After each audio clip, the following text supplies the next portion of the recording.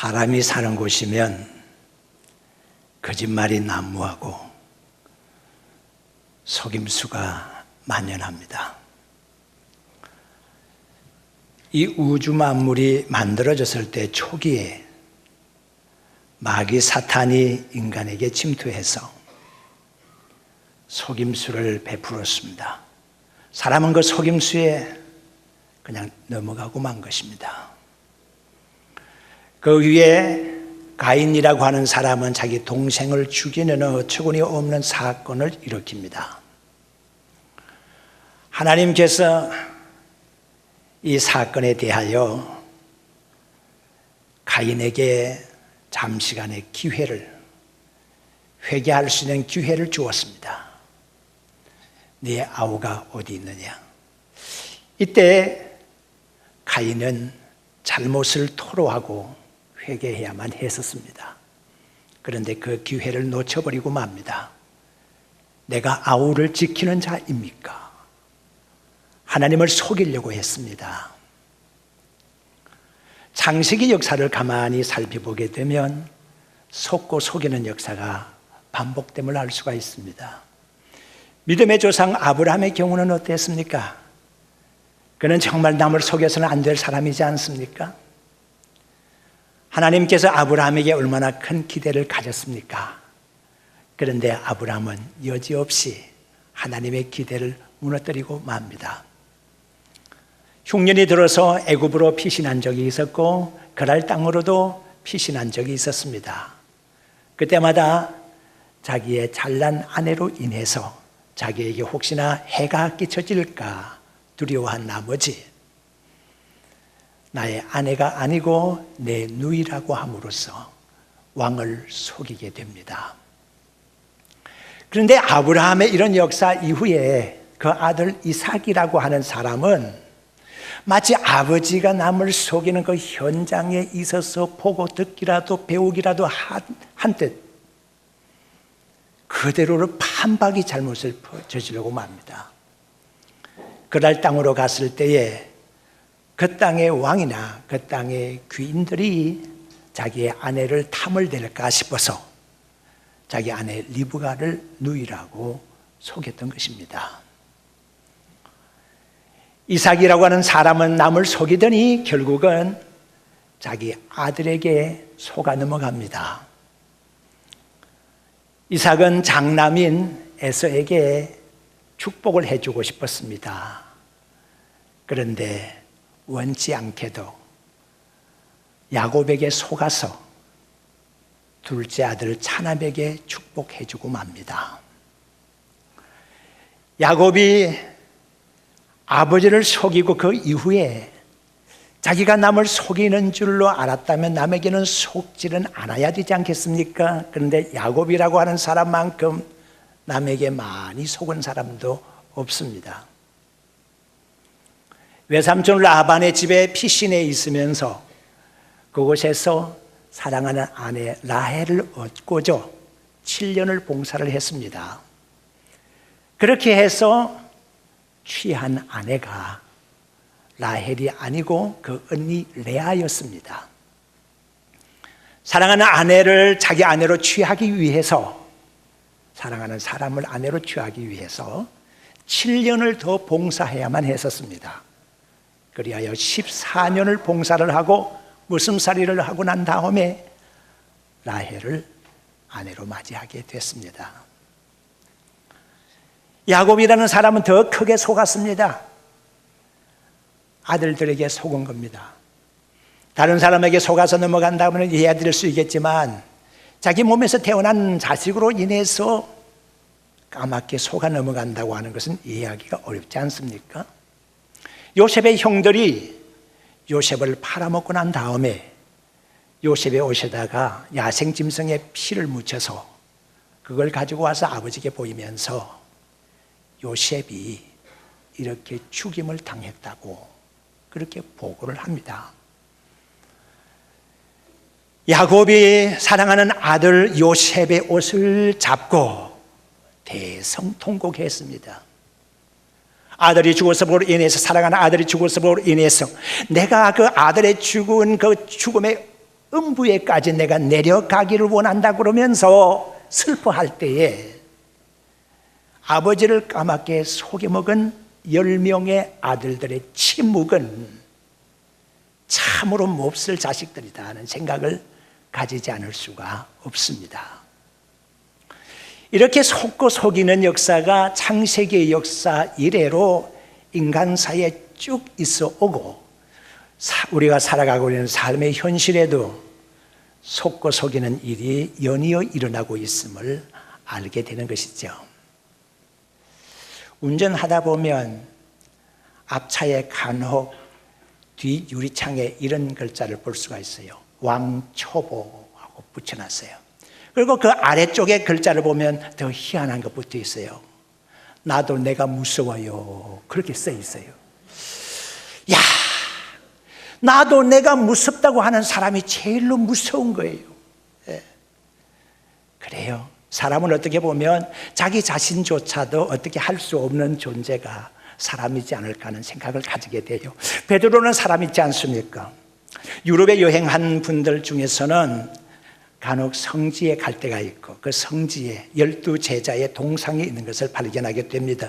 그 중에 베드로의 동상이 누구다 어느 쪽에 있다라고 하는 것을 알 수 있는 것은 어렵지가 않습니다. 왜냐고 하면 베드로의 동상에는 열쇠가 지어져 있어요. 예수님께서 하루 그런 질문을 던지셨죠. 너희들이 나를 누구라고 하느냐? 세상 사람들은 나에 대해서 모세라고도 하기도 하고 엘리야라고 하기도 하고 선지자 중에 한 사람이라고 말하기도 하는데 너희들은 나를 누구라고 하느냐? 이렇게 제자들에게 질문을 던지니까 베드로가 나서면서 주는 그리스도요 살아계신 하나님의 아들이십니다. 이때 예수님께서 베드로를 크게 칭찬하시면서 봐 요나 시몬아 네가 복이 있도다. 내게 이것을 알게 한 이는 혈육이 아니고 하늘에 계신 아버지시다라고 말씀을 하시면서 내게 천국 열쇠를 준다. 이 말씀에 근거해서 베드로가 천국 열쇠를 쥐고 있는 동상이에요. 베드로는 주님의 인정을 받았습니다. 다른 사람의 인정을 받는 것보다도 주님의 인정을 받았으니까 얼마나 큰 완벽한 인정입니까? 그런데 예수님이 잡혀가시던 길에 베드로가 예수님을 멀찍이서 따라간 것입니다. 차라리 따라가지 않든지 따라가려면 가까이서 따라가든지 그게 뭡니까? 멀찍이서 예수님을 따라간 거예요. 마지막에 예수님을 3번 부인하고 맙니다. 처음에는 보통으로 부인을 하다가 그 다음에는 맹세코 부인을 했습니다. 그리고 그 다음에는 저주하면서까지 예수님을 부인하고 말았어요. 부인이 끝나고 예수님의 시선이 베드로에게로 향했어요. 베드로도 예수님을 바라보았습니다. 베드로의 시선과 예수님의 시선이 마주쳤을 때에 거기에서 무슨 대화가 오고 갔을까요? 사람이라고 하는 존재는 꼭 말을 해야만이 커뮤니케이션 되는 건 아니지 않습니까? 서로가 눈을 보아도 할 말을 하는 것이 사람이지 않습니까? 디에르 무디라는 사람은 이 경우에 예수님께서 베드로에게 이렇게 말씀하셨을 것이라고 짐작하면서 추론한 것이 있습니다. 예수님께서 베드로에게 베드로야 정말 너 나 모르니? 내가 너를 갈릴리에서 불렀잖아. 내가 너를 갈릴리 바다 주변에서 얼마나 많은 말을 너에게 전해주었니? 너 내 말을 못 들었니? 정말 너 나 모르니? 회당장 야이로의 딸이 죽었다가 살아난 그 현장에도 너가 있었지 않니?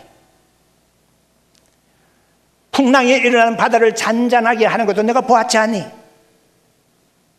너가 물에 빠졌을 때에 너가 내 손 잡고 올라왔지 않니?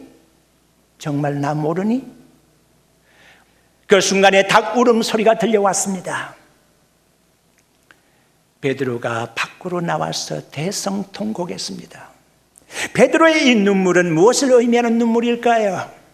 지금까지 누구보다도 예수님을 가장 가까이 쫓고 예수님 있는 곳에 나도 있고 예수님 죽으면 나도 같이 죽겠다고 생각하면서 믿음이 큰 사람이라고 자기 자신을 자찬하고 있었던 사람이 베드로였는데 이제 보니까 자기가 자기에게 속고 있었던 거예요.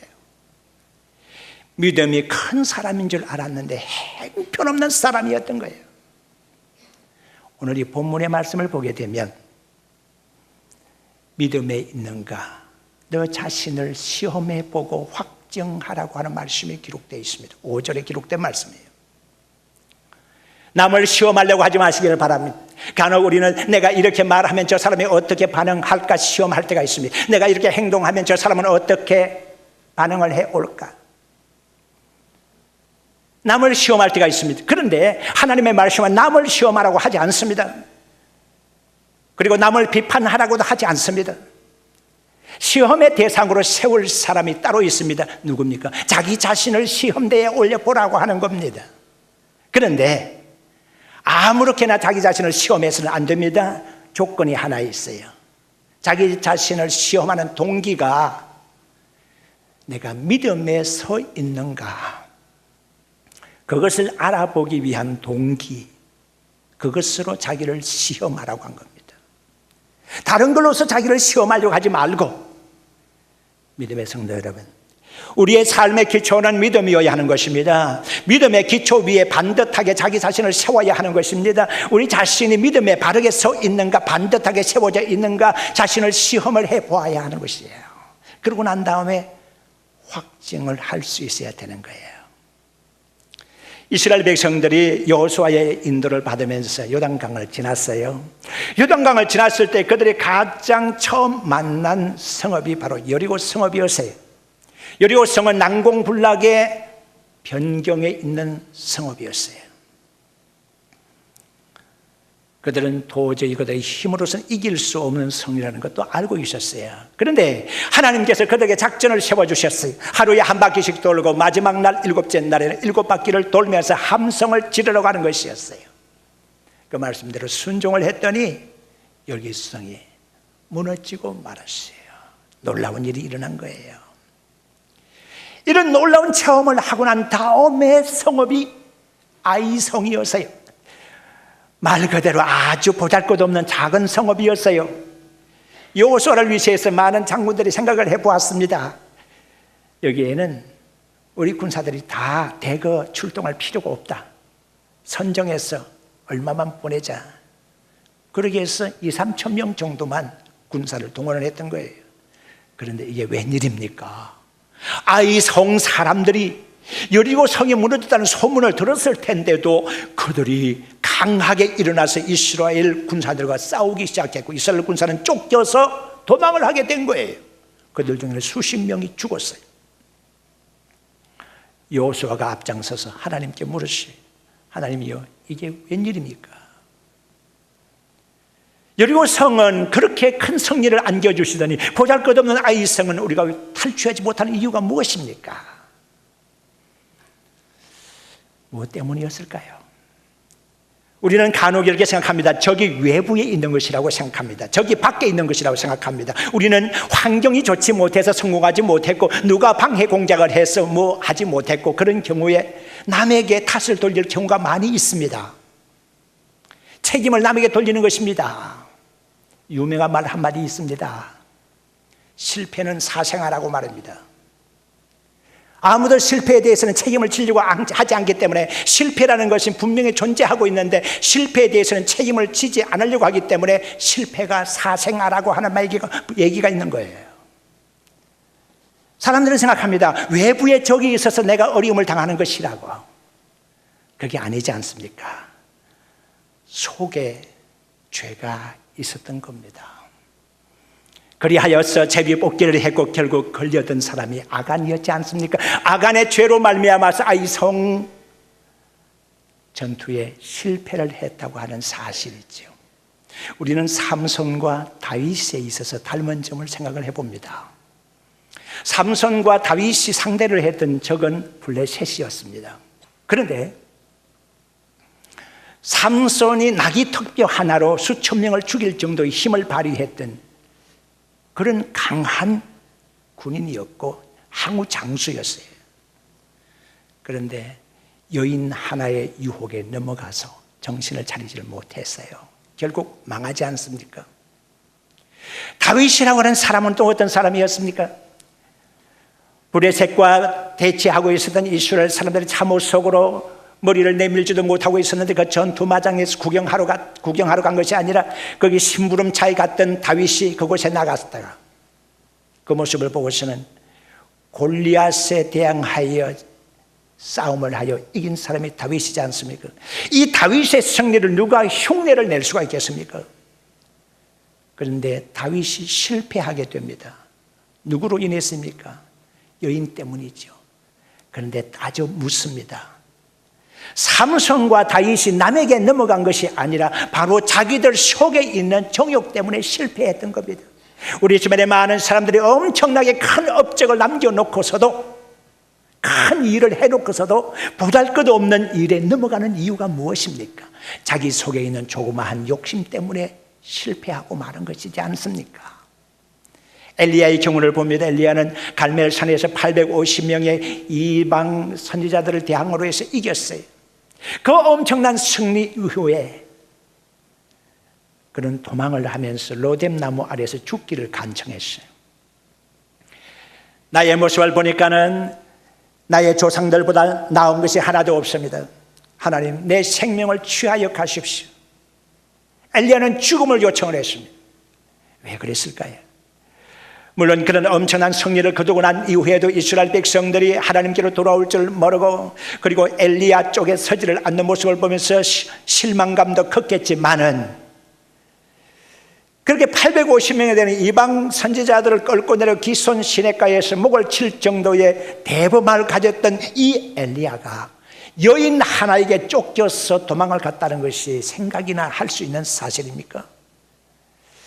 가만히 생각해 봅니다.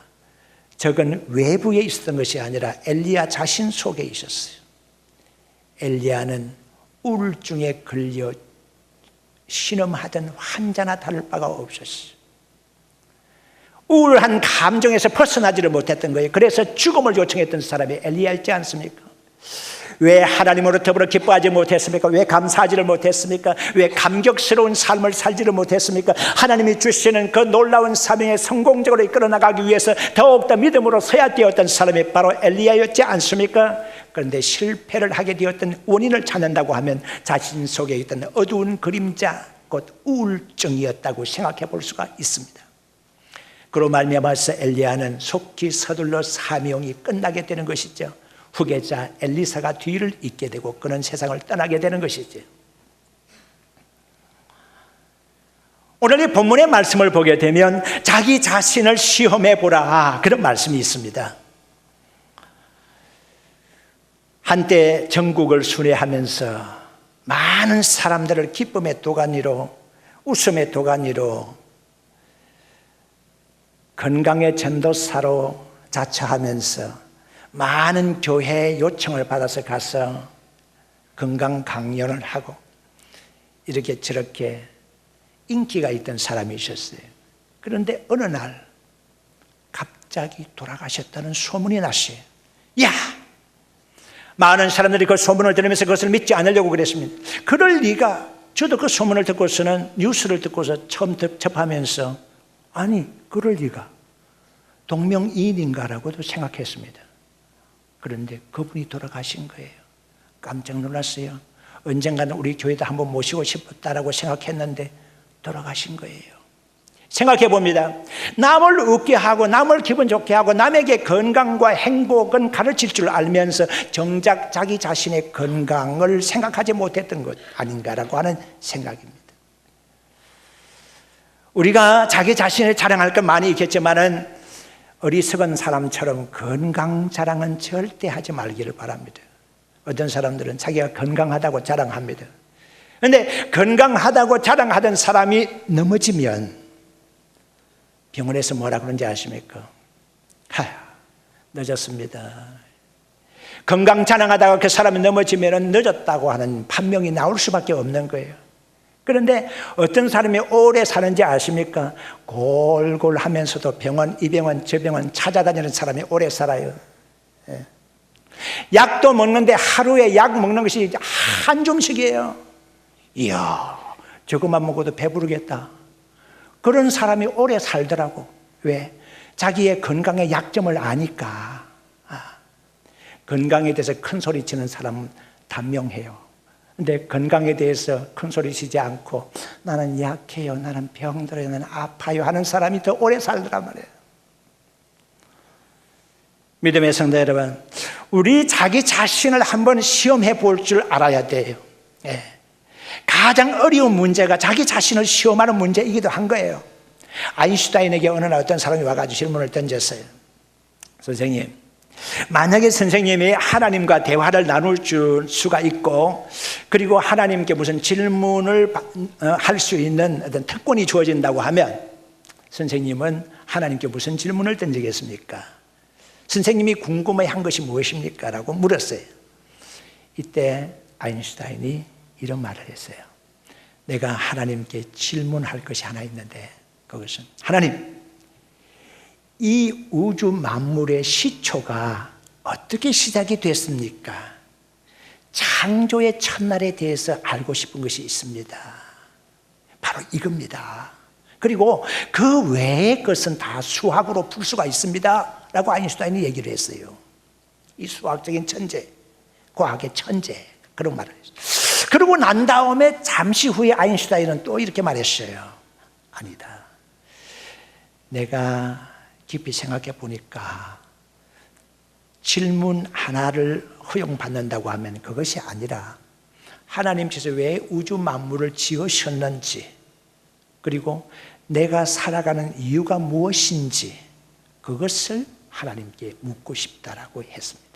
믿음의 성도 여러분, 많은 사람들이 살아가면서 과학적인 진리에 대해서 의구심을 가지고 있어요. 그렇지만 근본적인 것은 그게 아닙니다. 가장 문제가 되는 것은 자기 자신에 대한 철학적인 깊이 있는 질문이에요. 내가 왜 살아가는가 하는 거예요. 자기 자신에 대한 비평이에요. 우주 만물 돌아보면서 주변 일에 대한 비평이 아니라 자기 자신에 대한 비평, 이것이 가장 먼저 선행되어야 할 것이에요. 그리고 자기 자신을 확정하라고 했어요. 무디 선생님의 성경은 많이 낡아 있었어요. 어떤 사람이 무디 선생님의 성경을 한번 보고서는 물었어요. 선생님은 성경 말씀을 참 많이 읽으셨네요. 그런데 성경에 보니까 줄이 쭉쭉 그어져 있고, 빨간 볼펜 줄도 있고, 연필로 글 쓴 것도 있고, 그런데 제 눈에 띈 것, 이게 뭔가요? T라고 쓴 곳이 있고 TP라고 쓴 곳이 있고, 이게 도대체 무슨 암호인가요? 라고 질문을 던졌어요. 이때 무디 목사님이 대답하는 말이에요. T라고 쓴 것은 내가 지금 시험 중에 있는 말씀입니다. 하나님의 말씀이 이렇게 기록이 되어 있는데 이 말씀을 나에게 적용시켜 보면서 지금 시험하고 있는 중입니다. 테스트하고 있는 중입니다. 그리고 P라고 쓴 것은 테스트해서 프루프, 증명되었다고 하는 뜻이에요. 시험하고 확증해서 TP라고 쓴 겁니다. 믿음의 성도 여러분, 우리는 살아가면서 하나님의 말씀의 기초에 얼마나 자기가 바르게 서 있는가, 자기 자신을 시험을 해보시기 바랍니다. 다른 사람을 시험하려고 하지 마십시오. 자기 자신의 믿음이 큰 줄로 알았습니다. 그런데 어느 날 환난, 풍파, 시험이 일어나는데 여지없이 떨어져 나가고 여지없이 무너지는 자기의 믿음의 모습을 보면서, 주여, 나는 내가 믿음의 선 줄 알았는데 형편없는 사람이었네요. 자기 자신이 그렇게 드러난다면 어떻게 될 것인가요? 믿음의 성도 여러분, 지금 이 순간 이후로 자기 자신을 시험하면서 믿음에 서 있는가를 시험하시고 확정하시기를 바랍니다.